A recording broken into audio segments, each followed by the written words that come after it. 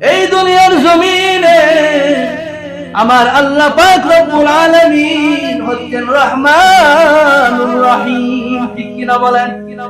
রহমানুর রহিম। এই দুনিয়ার জন্য মনে রাখবেন, আমার আল্লাহ রহমান কথা সত্য, আমার আল্লাহ পাক রব্বুল আলামিন রহিম অত্যন্ত পরম দয়াময়, তাও সত্য।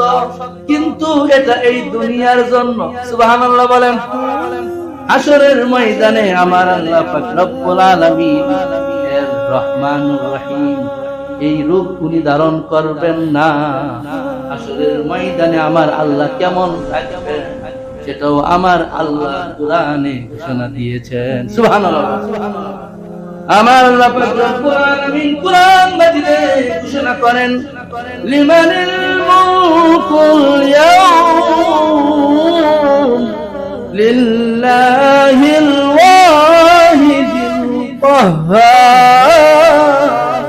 আমার আল্লাহ পাক রব্বুল আলামিন কুরআন মাজিদে ঘোষণা করেন, লিমানিল মুলকুল ইয়াউম, আজকের এই দিনের আধিপত্য রাজত্ব একমাত্র আমার। লিল্লাহিল ওয়াহিদিল কাহ্হার, আমার আল্লাহ পাক রব্বুল আলামিন কাহ্হার, অত্যন্ত রাগান। আমার আল্লাহ হাশরের ময়দানে অত্যন্ত কঠোর অবস্থায় থাকবে। সম্মানিত হাজির, একটা বার চিন্তা করেন, এই দুনিয়ার জমিনে আমরা কত কিছু করি, কত পাপ করতেছি, কত গুনাহ করতেছি, কত আল্লাহ নাফরমানি করতেছি, আল্লাহ অবাধ্য করতেছি। আমার আপনার মায়ানবীর কত সুন্নাত আমরা অবহেলায় ছেড়ে দিচ্ছি, অবহেলায় বাদ দিচ্ছি, কোন গুরুত্ব